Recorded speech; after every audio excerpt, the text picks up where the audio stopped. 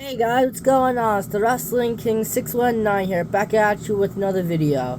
Now, before we get into this video, I just wanted to let you guys know that every Sunday I am uploading a video of Raw and Smackdown, no more NXT though, because I feel like 3 is too much, and too long of a video, and I just want to do like the main roster stuff, and I thought I would do this, and the thing is that it's my sister's birthday. She's the big, tomorrow she's gonna be the big 21. Yeah, but so the thing is that we're having a backyard barbecue and party and stuff. You know, yeah, tomorrow's gonna go out with their friends, have a good time, night on the town. But yeah. Yeah, so what happened is that so yeah, I thought that they would be done right about now, maybe like another hour or so.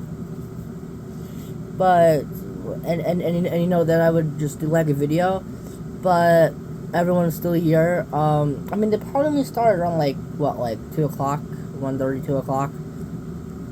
Yeah, but anyway, so yeah, so that's why in the midst of everyone here, I just came up to my room and just am gonna be telling you guys what happened on Raw and Smackdown. So Monday Night Raw started with a returning Seth Rollins, and he wants a shot at the World Heavyweight title. He said, "Money in the Bank is right around the corner, and I know the feeling of winning it. And the fastest way for me to get a shot, and that's the fastest way for me to get a shot at the title." Then Priest came out and said, "Man to man, I wanted to cash in on you for this title, but out of respect, but this isn't Monday Night Rollins anymore." Rollins said, "We both have a lot in common. We were both in factions, you in the Judgment Day, and mine way more superior in the Shield. And we are the only two wrestlers to cash in at WrestleMania. But the difference is that I grew a set of balls. Could you say the same for yourself? What kind of champion do you want to be? Do you want to leave a legacy or just be a footnote in the history with Judgment Day?" Priest said, "When you were champion, your first title defense was against me. And you won, but that was because you were better than me. But times have changed, man." He said, "I want to leave a legacy of a great champion. So how about no ladders, no, you don't have to be even in the Money in the Bank ladder match. Me and you one-on-one Money in the Bank for this," meaning for the title. And Rollins thinks that the rest of the Judgment Day is going to jump him from behind. But Priest said, "Not this time. It's a simple yes or no," and he accepted the challenge. Earlier today, we go backstage to Adam Pearce and the Alpha Academy, and Gable is still bullying the rest of them and saying that they're the reason why he lost at Clash of the Castle. Gable wants a rematch, but Pearce said for him to go back to the line, at the end of the line, and earn himself another title opportunity. Gable said, "Alright, fine. Find me someone worthy." And Pearce said, "Anybody?" And Gable said, "Yeah, anybody. I'll take them on." And he said, "Oh, I'll have the perfect opponent." And is going to make the match official. It was Braun Strowman. Which I thought was actually Braun Breaker, because, he has beef with Braun Breaker because he keeps on breaking everybody. But no, it was actually different Braun. It was Braun Strowman. And the match was next. and the rest of Alpha Academy are at ringside. This match wasn't anything too much to talk about. Strowman called him a bully, and with the power slam, Strowman won the match. After the match, Gable took Maxine's crutch and told him to get out of the ring, which they did, but not before he slapped Otis. Not before he slapped Tozawa. Just like last week, Otis cornered Gable in the ring, but just like last week, he couldn't pull himself to beat him up. We go outside the Judgment Day's clubhouse, and last week, Liv Morgan gave Dominic her hotel key card to her hotel, and then they couldn't find it. Balor said, "I took it to protect Dominic and threw it away. When I become Mr. Money in the Bank, I am going to cash in for the title." And then he paused, and we're like, uh-oh. But then he said, "I'm Cody, what do you think, man?" Yeah, I'm Cody. I don't know why I sound, I'm trying to sound Irish. I don't know why I sound Spanish. Hey, fella. Yeah. He said, yeah, I'm gonna cash in. But then he said, I'm gonna cash in on Cody. And Dominic said, "I can't find my purple cow vest." Now back to the ring, and it's a women's triple threat match to qualify for the Money in the Bank. It's Io Sky, Zelina Vega, and Kiana James. And the rest of Damage Control are at ringside. Zelina gave Kiana the code red and pinned her, but Io broke it up. During the match, Liv came out wearing the cow vest and distracted Zelina after what happened last week. And with the moonsault to Kiana, Io won the match and qualifies for the Money in the Bank. So she's the one that took the vest. Because remember, they have a little love connection. Well, Liv and him, not the other way around, I don't think. I mean, why wouldn't you? Why wouldn't you, though? I mean, she's hotter than hell. But yeah, anyway. We go back to the ring, and Sammy said, "At Clash of the Castle, Gable gave me a run for my money. But I'm still the Intercontinental Champion. I finally put an end to this feud. And at Clash of the Castle, I am done. At Clash of the Castle. And now I'm done with him. I feel for the others in the Alpha Academy because I was once there in the bloodline. But if there's one thing I learned, it is everyone has to leave on their own time and when they're ready.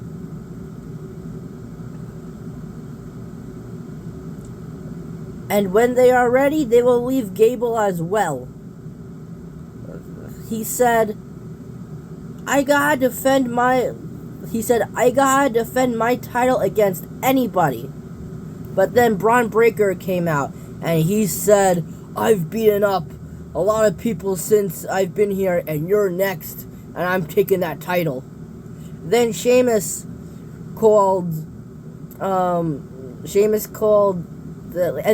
came out. He called Sami Zayn a Ginger Ninja. And Sheamus came out, and the Intercontinental title is the only title that is eluding Sheamus of his illustrious career. He's done it all. Royal Rumble, King of the Ring, Money in the Bank, and a Grand Slam champion. Actually, multiple Grand Slam champions. He just has to win the Intercontinental champion.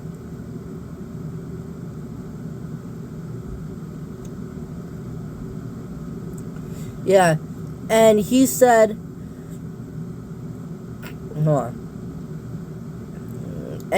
"I've been chasing that title for years, and how about giving me a shot, fella?" He said, "I respect ya, but when the time comes, I'd do anything to win that title." Breaker said, And Breaker said, nobody cares about you. We all know what happens when you get in my way. And I'll kick your ass too. And Sheamus said, oh, fella, I get it. You're on the run of a lifetime. You're cocky. But as far as that title goes, you have not earned it. Earned a shot. So get back to the end of the line before I make ya. Sammy said, Sammy said, okay, I'm gonna let you two guys settle this. I'm gonna go backstage and I'm gonna make a match between you guys. I'm gonna talk to Adam Pearce. I'm gonna make a match between you guys later tonight, and whoever wins might get a shot at the title, basically. We go backstage to Jackie Redmond interviewing Alba Fire and Isla Dawn about winning their titles in their hometown in Scotland, and they said it was a dream come true, but time for celebrating is over, and we'll take on anyone who wants a shot at our titles. Shayna and Stark came on the scene, and Shayna said, we beat you two last week, so I think that calls for a shot at the titles. Wait a minute. Yeah, so she said, I think that calls for a shot for those titles. Now back to in-ring competition. And it's Dragon Lee versus Carlito. He's cool, remember? With Cruz and Ray and Dominic and JD at ringside. Carlito gave him a swinging neck breaker cutter and pinned Dragon Lee, but he kicked out. Dragon Lee did the double stomp and he did the sit-down powerbomb and pinned Carlito, but he kicked out. Liv Morgan once again came out wearing Dominic's cow vest, but Zelina attacked her from behind because she was the reason why she lost in the women's triple threat women's qualifier match, Money in the Bank match earlier that night. LWO and Judgment Day were going at it from the distraction, Carlito gave Dragon Lee a backstabber and won the match. Now we go backstage to Alpha Academy, and Otis said, we're leaving. And he said, where are you going? I mean, we're family. And Otis said, we're done. And they left. And Gable said, hey guys, you can't leave until I say you can leave. Then we go to the ring to a pissed off Drew McIntyre because he lost in his hometown due to CM Punk twice. Well, actually, not in his hometown twice, but, WrestleMania. And then, there, yeah. But, Social Code was the reason also. Like, last Clash of the Castle. He said, oh, I can't do this anymore. Screw this company. I quit. And he walked out.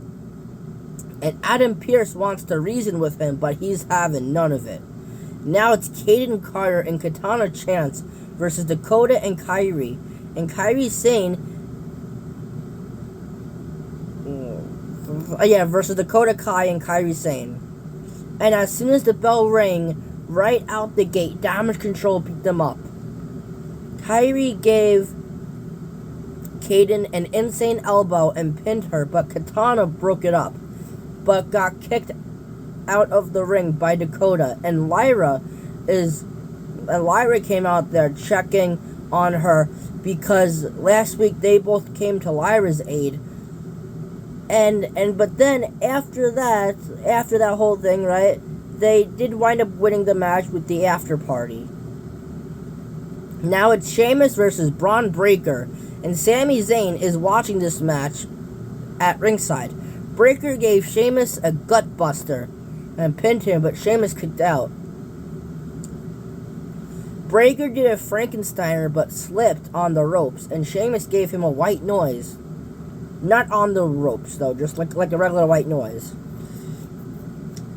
And pinned him, but Breaker kicked out. Sheamus gave him the kneecap and pinned him, but Breaker kicked out again. He gave him the 10 beats of the Bowdrin. Sheamus was looking for the Brogue Kick, and he actually might have won. But Kaiser came out, because remember, they have a feud, and called this match off with the disqualification. But with a distraction outside the ring, Breaker speared Sheamus. Kaiser wanted to take Sheamus' head off like how he did to the New Day and Vinci, but got intercepted with a spear by Breaker, and the officials brought him backstage. Yeah, we go backstage and to Liv and Dominic, and he wants his vest back. And she said, okay, but you have to take it off me yourself. And she said, don't be nervous, I'll help you. And she started unzipping, right? And then he was unzipping more, but then Priest found him and said Dominic, and it was like whoa, like I wasn't trying to do anything, man. I was just trying to get my vest back, and well, he got his vest back. It turned out she was actually wearing like a sports bra or something. I mean, she was sweaty probably because it's a vest. Well, I don't think it. I mean, so it was first, so probably. Maybe she went to the gym after. I don't know.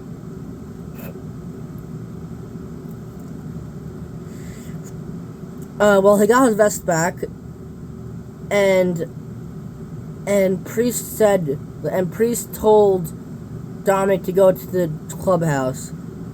The Priest said, "Please leave the poor guy alone. He has nothing to do with you." And she said, "I think he wants everything to do with me." And she left.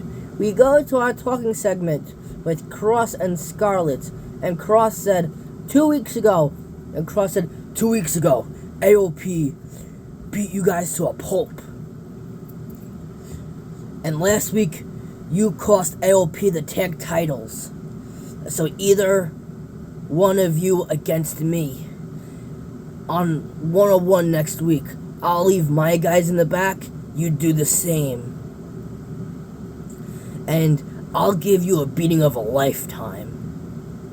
And he said, Kofi, I really hope it's you.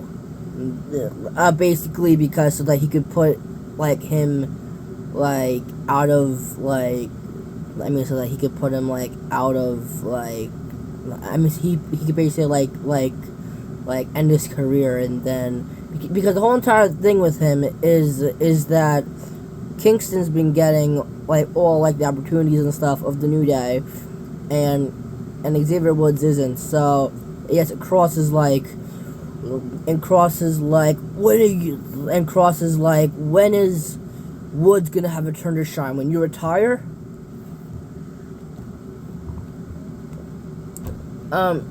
Now it's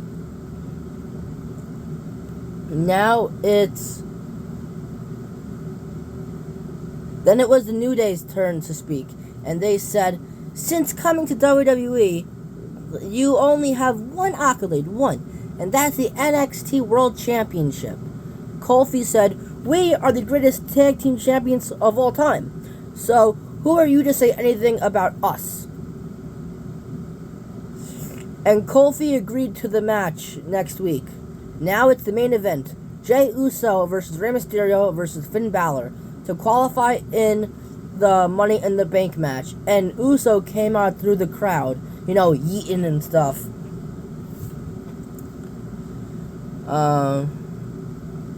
Uso gave Mysterio a spear and pinned him, but he kicked out. And Mysterio gave Uso a 619, and then Balor again gave one to Balor as well, and then gave both of them another one, this time together. Rey was heading to the top rope, but then his son, Dominic Mysterio, was beating him up. But it's a no DQ match because it was a triple threat match. Then JD and Carlito were beating him up as well. But then Strowman came out and chased them through the crowd. Balor gave Mysterio a coup de grace and pinned him. But then Uso with the frog splash pinned Balor and qualifies to the Money in the Bank match. But then there was a segment of the Wyatt Six, and it looked like a haunted house, like backstage. It looked like a haunted house, everyone all beaten up and stuff and bloodied. And they showed that they targeted Gable, and there was even rumors obviously fake rumors, that Chad Gable, he was dead. But, he's cleared to compete for next week, which is tomorrow. Now, SmackDown. SmackDown is in Chicago tonight. And you know who lives in Chicago? It started with CM Punk. Chick Magnet Punk. And he said, it's pressure when you face someone in your hometown. But on July 17th, 2011... I just spit. I just drooled in. He said, on July 17th, 2011... I promised everyone that I'd be walking out as champion in my hometown, and that's exactly what I did. But that's pressure. I hate to kick a man when he's down, but at Clash of the Castle,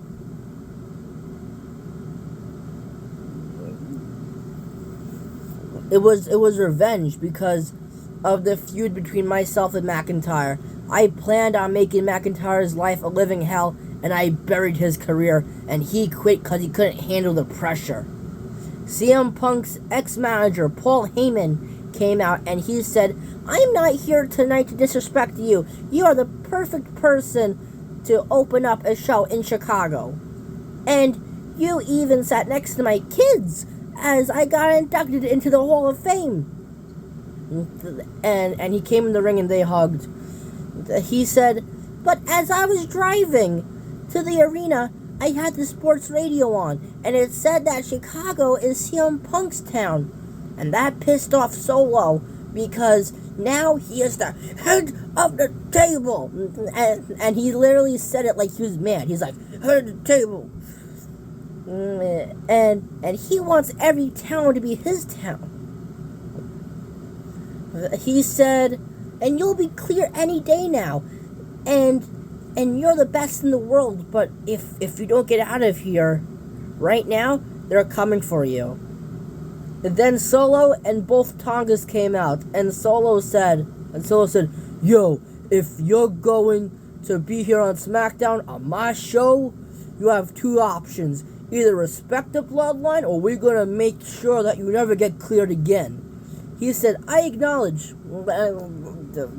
He put up the one. He said, I acknowledge the fact that I don't see the bloodline.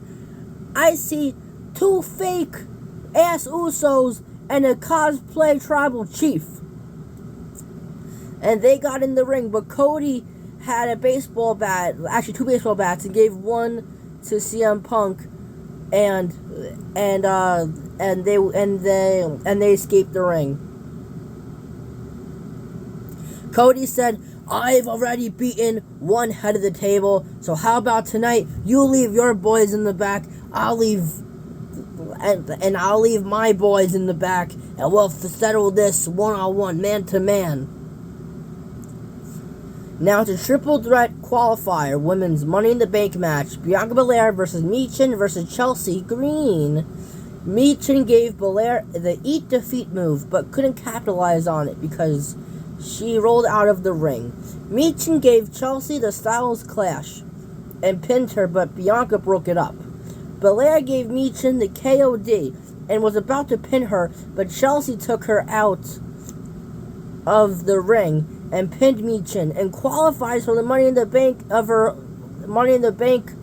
and in her hometown too of Toronto, Canada. So that's why I thought she was going to win. And she won it all on her own, no Piper. And I mean it's opportunity too, because Bianca literally had the match won, but Chelsea literally took her out of the ring and then literally pinned her 1, 2, 3, then done.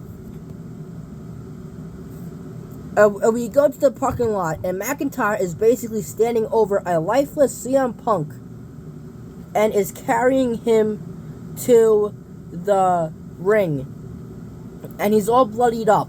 He's actually dropped him right in front of the entrance, and the medical team and the officials came out holding McIntyre back and putting Punk on a stretcher and then putting him in an ambulance. See, now on Monday he said that he quit. So is there any repercussions? I mean, did maybe Adam Pearce get through to him? I don't know. Maybe he quit Raw, but not SmackDown. Maybe he's on SmackDown. I don't know, because see, I mean, Punk is usually on Raw, I would think. I mean, he only come on SmackDown because it was Chicago. Now it's another men's qualifier match for the Money in the Bank. Carmelo versus Randy versus Tama Tonga. And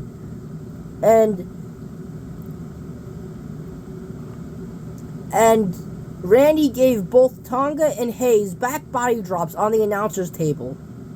Tonga gave Carmelo a backbreaker and pinned him, but Orton broke it up. And Orton gave Carmelo a superplex off the top rope and pinned him, but Tonga broke it up. Tonga gave Orton and Carmelo a 2-for-1 flatliner and went to go for the pin. Went for the pin. No, actually, Tonga gave just Orton a flatliner and went to go and went to go pin him, but then Hayes broke it up, and then vice versa, which means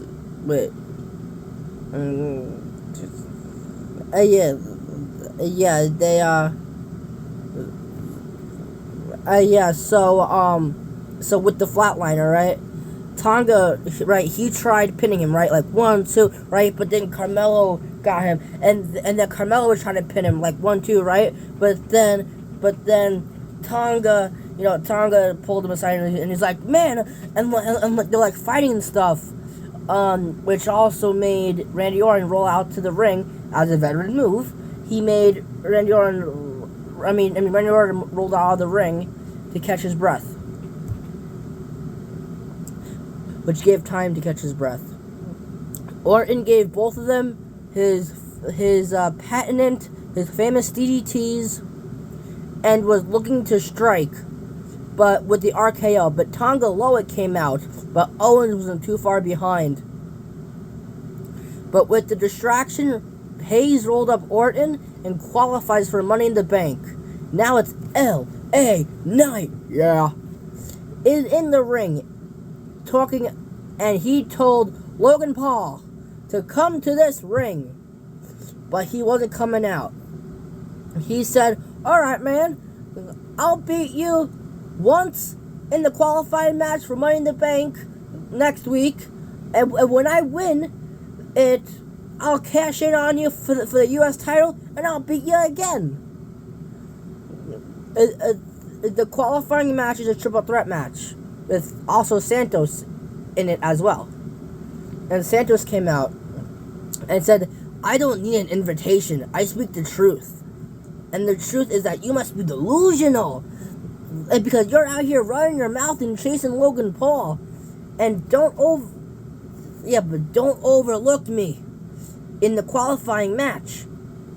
And Knight said, every time me and you faced each other, I always beat you. So I'm not looking at you, and at this match I'm looking past you.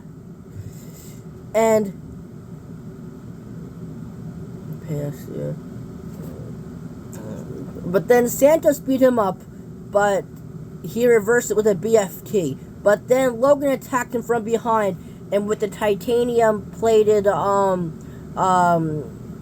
wrist, right, he punched him. He punched his lights out.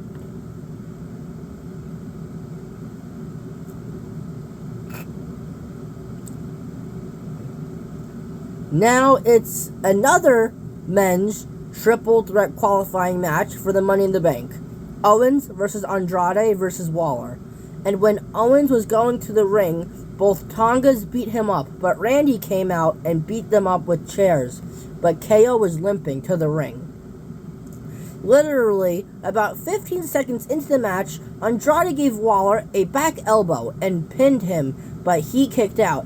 And Andrade is also the Speed champion. Speed, for those who don't know, is a tournament with 5 minute rounds that is only shown on Twitter or X or whatever you say. I don't like that. It's called X. You know what? Every time Twitter's in there, I just say Twitter. I don't care. Waller gave Owens a back body drop on the apron, but Andrade gave Waller a sunset flip from in the ring to out of the ring. Andrade gave both of them meteors in the corner and pinned Owens, but he kicked out. He didn't pin Waller, though, because he actually rolled out of the ring. Waller gave both of them a 2-for-1 flatliner and pinned both of them. Not at the same time, though. But they both kicked out. Andrade was about to superplex Waller off the top rope, but Owens came in and powerbombed them both, which means also Andrade also basically superplexed Waller too, if that makes sense. And a swanton and pinned Andrade, but he kicked out. He gave Andrade a stunner and pinned him, but Waller broke it up and gave him a DDT outside the ring and is targeting his knee. But with the message, Andrade won. Like, literally, like, you know when, like, Waller literally, like, goes out of the ring, right? And then basically, like, dives underneath, like, the bottom rope. No, he actually, like, does, like, a flip, like, through the ropes, right?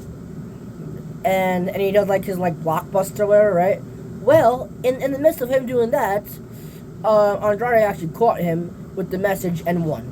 And he qualifies for the ladder match.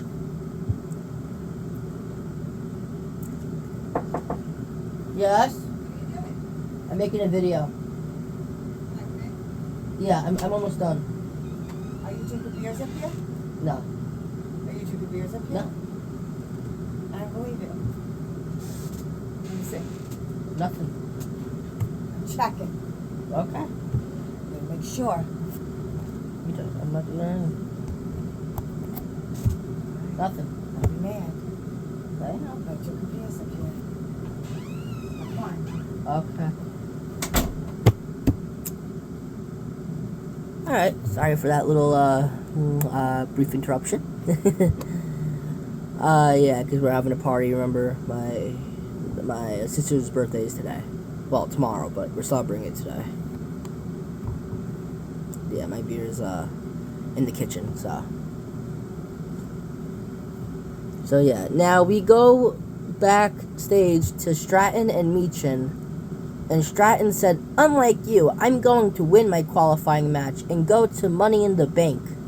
And Meechin said, well, at least I don't have to hide behind Nia Jax for protection. See, I don't even need this to actually tell you guys this. I remember this part. Tiffany Stratton was about to smack her, right? But then she actually grabbed her hand and Meechin smacked her. But then Nia Jax, bum rushed Meechin, and yeah. Now it's the main event: Cody Rhodes versus Solo, and Heyman is at ringside, and it's 1-on-1. No Tongas, nor Randy or Owens, and yeah, and, CM Punk is also probably his friend, too, but, he's already basically went to the hospital, so. Cody Rhodes was basically, taking it to Solo, he was, basically, driving him into the steel steps, right? But then, the Tongas, to the surprise of nobody, the Tongas came in and threw this match away, but then Owens and Orton came out. Now here we go, Randy Rhodes and Owens, which Randy Rhodes, I'm not talking like Randy Rhodes, like the guitarist, right? That was Ozzy Osbourne's like good friend, Randy Rhodes. I think he's the one that actually created Crazy Train, but or helped Crazy Train. But that's the way I did it, Randy. Right. What? Yeah. Randy Orton, Cody Rhodes, and Kevin Owens came out. Well, Randy Orton and Kevin Owens came out, and because the Bloodline was beating them all up, right? And then them three had the upper hand, but then a surprise to everyone. the Samoan werewolf Jacob Fatu from MLW came in the ring and beat Randy's team up, and he gave Cody a frog splash through the announcer's table. And before we leave this video, I heard rumors that he's actually going to change his name to Cesar Sokoa. Jacob Fatu. Alright, so sorry for the interruptions. I'm probably going to, nah, I don't know. I'm doing this on my phone because I didn't think I would have interruptions. But yeah. So I can't edit on my phone. I can only edit on my computer. But so I hope you guys like this. Alright.